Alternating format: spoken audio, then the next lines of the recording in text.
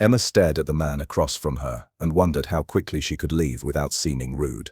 He was talking about something, his car maybe, or his gym routine, but she'd stopped listening 5 minutes ago.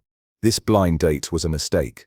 Her sister had promised he was perfect, but sitting here in this coffee shop, watching him drone on while barely making eye contact, Emma felt trapped. She reached for her phone under the table, ready to fake an emergency text.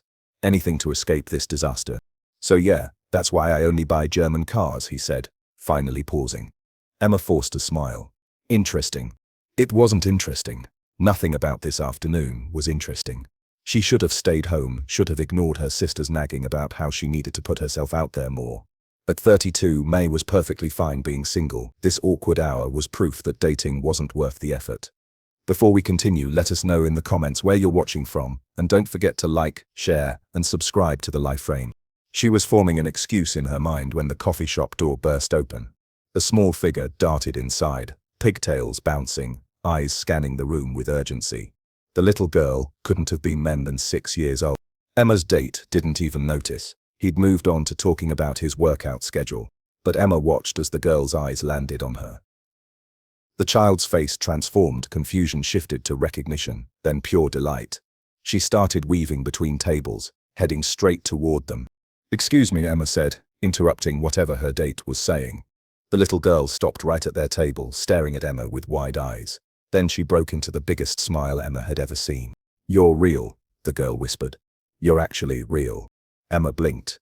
"I'm sorry, sweetie, but I think you have the wrong person." "No," the girl bounced on her toes. "You're exactly like Daddy described. The kind eyes and the smile and everything. You're the one from Daddy's story."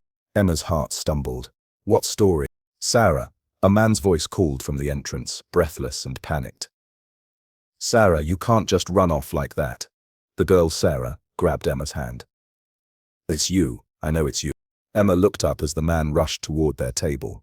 He was tall, slightly disheveled, with dark hair that looked like he'd been running his hands through it. His eyes were the same warm brown as his daughter's. "Sarah, I'm so sorry," he said, reaching for the girl's shoulder. Then he saw Emma's face, and he froze. The color drained from his cheeks. His mouth opened, but no words came out. Emma stared back at him. Something stirred in her memory. Something from a long time ago, but she couldn't quite grasp it. "Daddy, look." Sarah tugged on her father's sleeve. "It's her, the lady from your story. The one who helped you." The man's jaw tightened. "Sarah, we talked about this. That was a long time ago. This is someone else." "No, it's not," Sarah insisted. She turned back to Emma, still holding her hand. "You gave Daddy your lunch when he didn't have money, and you wore a yellow sweater. Do you remember?" Emma's breath caught. Yellow sweater. A memory flickered, 12 years ago when she was in college. The campus cafeteria, a guy in line behind her, patting his pockets with growing panic, realizing he'd left his wallet somewhere. She'd been having a good day. She'd just aced an exam. So when he'd tried to leave the line, embarrassed, she'd paid for both their meals without thinking twice about it. They'd sat together for 20 minutes. He'd been so grateful, so earnest. They'd talked about classes and dreams and... "Marcus," Emma whispered. Her date cleared his throat loudly. "And do you two know each other?" Emma had completely forgotten he existed. Marcus ran his hand through his hair, that same nervous gesture she suddenly remembered from 12 years ago. Emma Chen, you remember my name. I've never forgotten it." His voice was barely audible. "I tried to find you afterward, to pay you back, but I didn't know your last name and you'd already graduated." "Wait." Emma's date stood up. "So you two do know each other? And this whole time I've been sitting here." "I'm sorry," Emma said automatically, though she couldn't tear her eyes away from Marcus. "This is just unbelievable." Her date grabbed his jacket. "Good luck with your reunion, or whatever this is." He left. Emma barely noticed. Sarah squeezed her hand tighter. "I told Daddy we'd find you someday. He tells me the story all the time." Marcus pulled out the chair his daughter had appeared from. "Sarah, you can't just run away from me in public places. We've talked about this." "But I saw her through the window." Sarah bounced in her seat. "I told you we'd find her if we kept looking." "We weren't looking," Marcus said gently, but his eyes kept darting to Emma. "We were just getting coffee." Emma couldn't process what was happening. The afternoon had gone from unbearably boring to completely surreal in under 5 minutes. I don't understand. You tell your daughter stories about me. Marcus's neck flushed red. It's not. It's just one story, about kindness and how small gestures matter. He tells it all the time, Sarah corrected. Especially when I'm sad. He says you appeared exactly when he needed help most. Sarah, Marcus's voice held a warning. What? It's true. Sarah looked at Emma with complete trust. Daddy says that day was the worst day ever. He was ready to give up on everything. But then you were nice to him and he decided to keep trying. Emma's chest tightened. I just bought you lunch. It wasn't just lunch. Marcus met her eyes finally, and the intensity there made her breath catch. I just found out my scholarship was being cut. I had $50 to my name and no way to pay rent. I hadn't eaten in 2 days. I was going to drop out and go back home. The coffee shop sounds faded into background noise. Emma remembered that day differently. A quick good deed, a pleasant conversation, then back to her own life. She'd never imagined what it meant to him. You talked about your thesis, Marcus continued, about how you were studying social work because you wanted to help people who felt invisible. You saw me, Emma, really saw me. And it mattered. Sarah was nodding along like she'd heard this story 100 times. Maybe she had. I figured out the money situation, Marcus said. Got another job, made it work. I graduated. And I told myself if I ever saw you again, I'd thank you properly. But I never did. Until today, Sarah announced happily. Until today, Marcus echoed, a small smile breaking through. Thanks to my daughter's Olympic sprinting skills, Emma laughed, the sound surprising her. I'm glad she's fast then. Sarah beamed. Can you stay with us? Please? Daddy can buy you coffee now. He has money. Marcus ordered 3 coffees, a hot chocolate for Sarah, and they moved to a larger table by the window. Emma texted her sister a quick message. You won't believe what just happened. Then she shut her phone away. So, Emma said, wrapping her hands around her mug. What happened after graduation? Marcus glanced at Sarah, who was decorating her hot chocolate with extra whipped cream. I became a teacher, high school English. He's the best teacher, Sarah chimed in. Everyone says so. Sarah's biased, Marcus said, but Emma could see the pride in his eyes when he looked at his daughter. I wanted to be the kind of teacher who actually pays attention, who notices when a kid is struggling. Like someone noticed you, Emma said softly. Like someone noticed me, he nodded. What about you? Did you finish your social work degree? I did. I work with foster families now, helping place kids, providing support, making sure they're safe. Emma smiled at Sarah. Kids about your age, actually. Sarah's eyes went wide. You help kids. That's like being a superhero.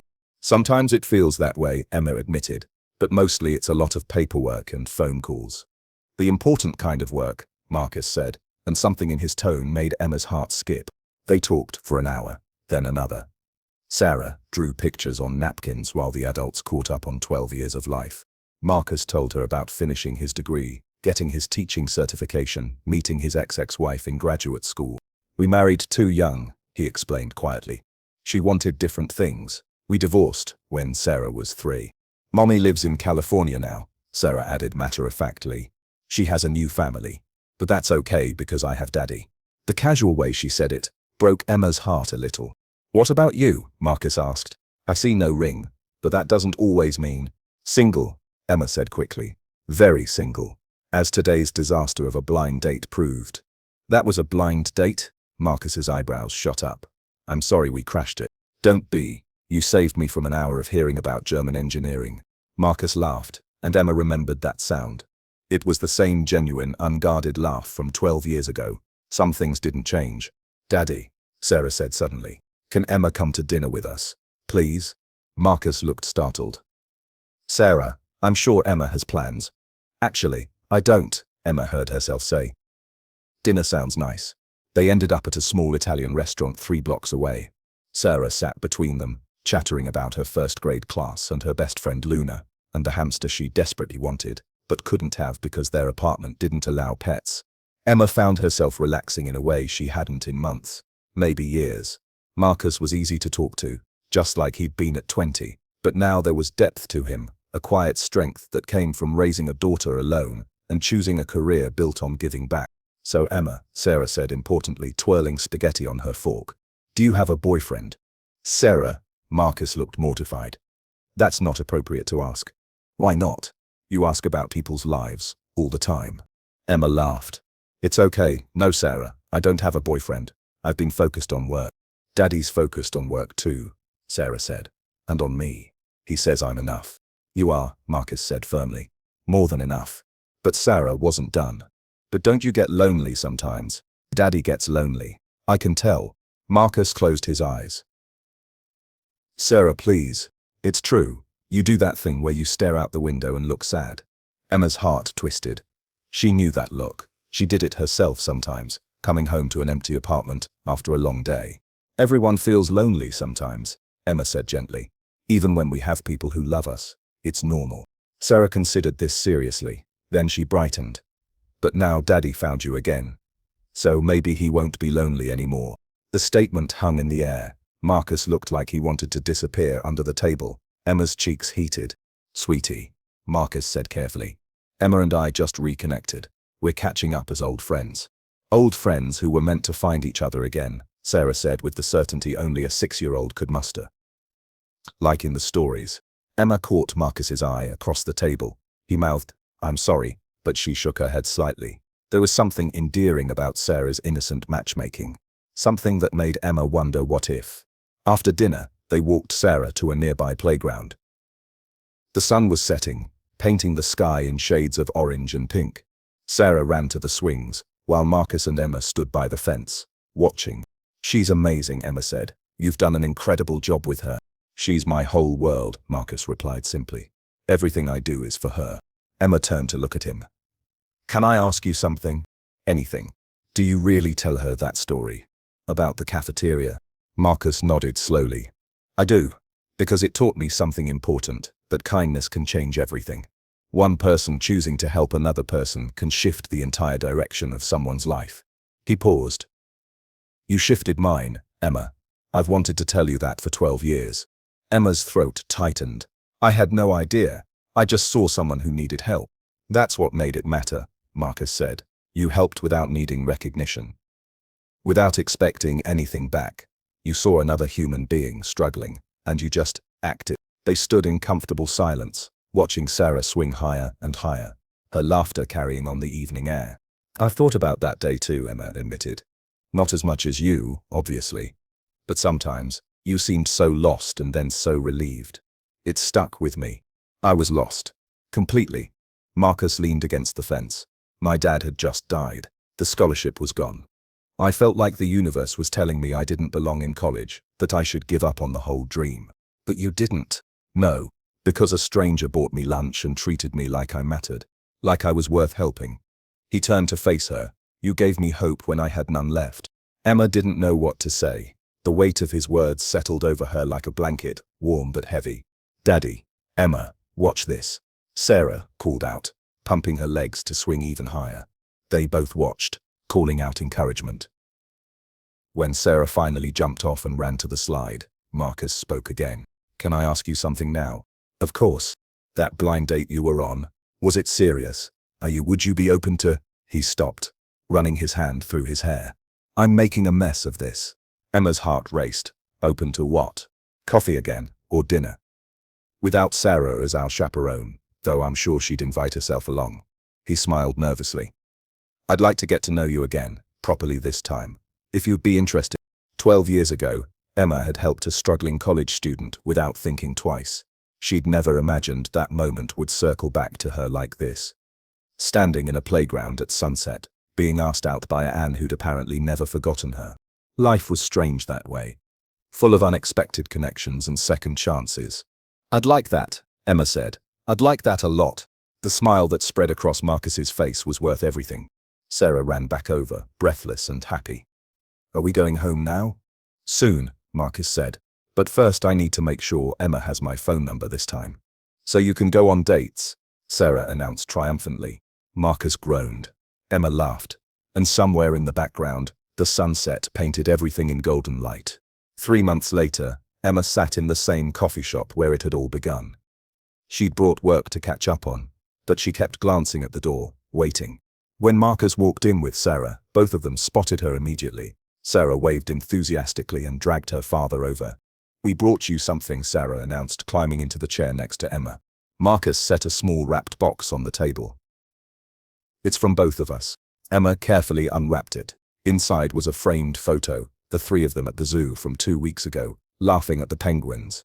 Below it, in Sarah's careful handwriting, "Thank you for being kind to my daddy. Love, Sarah." Emma's vision blurred. "This is beautiful. Sarah wanted you to have it," Marcus said softly. "To remember the day our lives changed." "Which day?" Emma asked, looking up at him. 12 years ago or 3 months ago."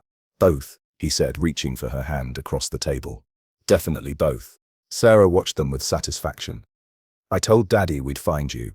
I told him the story was real." "You did," Marcus agreed. "You were right." Emma squeezed his hand. She thought about that version of herself 12 years ago. A college student who'd bought a stranger lunch on a whim. She'd never imagined that simple act would lead here, to this moment, to this unexpected family forming around her. "Can we tell Emma about our plan?" Sarah whispered loudly to her father. "What plan?" Emma asked. Marcus's ears turned red. "Sarah wants to know if you'd come to her school's family day next week. As Daddy's girlfriend," Sarah finished helpfully. "Because you are, right?" Emma looked at Marcus's hopeful expression, at Sarah's eager face, at the life unfolding in front of her that she'd never seen coming. "Right," Emma said, warmth spreading through her chest. "I am," Sarah cheered. Marcus's smile could have lit up the entire city. Outside, people hurried past the coffee shop windows, lost in their own stories, their own struggles. Emma watched them and thought about kindness. How you never knew which small gesture might change everything for someone. How a moment of compassion could echo across years, creating ripples you'd never see. She'd regretted that blind date, had counted the minutes until she could escape. But then a little girl had appeared with her father's story and turned an ordinary afternoon into the beginning of something extraordinary. Marcus pulled Sarah onto his lap, and Emma leaned back in her chair, surrounded by the chatter of the coffee shop and the warmth of this unexpected family. The framed photo sat on the table between them, proof that sometimes the universe circled back around, sometimes the people you helped found their way back to you. Sometimes kindness came home. "What do you want to do today?" Marcus asked, looking at both of them. Sarah started listing possibilities: the park, the library, ice cream, the bookstore. Emma listened and added her own suggestions. They settled on the aquarium. Simple plans for a Saturday afternoon. As they gathered their things to leave, Emma caught Marcus's eye. He mouthed, "Thank you," and she knew he wasn't just thanking her for agreeing to family day or the aquarium. He was thanking her for everything, for that day 12 years ago, for staying when Sarah ran up to their table, for giving this unexpected second chance a try. She mouthed back, "Thank you too," because she had just as much to be grateful for. They walked out into the spring sunshine, Sarah between them, holding both their hands. Emma thought about all the blind dates she'd suffered through, all the almost and not quites that had led nowhere. She'd almost stayed home that day, almost missed this entirely. But she hadn't, and neither had they. The story Marcus had told his daughter for years had finally come full circle, not with a fairy tale ending, but with something better, something real. A second meeting born from a first kindness, growing into something neither of them had expected, but both of them needed. Sarah skipped ahead, then turned back to make sure they were following. "Come on," she called. "The aquarium is waiting." Marcus and Emma exchanged a smile and followed, walking into their future one step at a time, together. And in a coffee shop window behind them, 2 empty cups sat side by side on a table, marking the spot where everything had changed. Where a little girl had recognized a story made real. Where endings became becomings, and regrets transformed into the best thing that ever happened.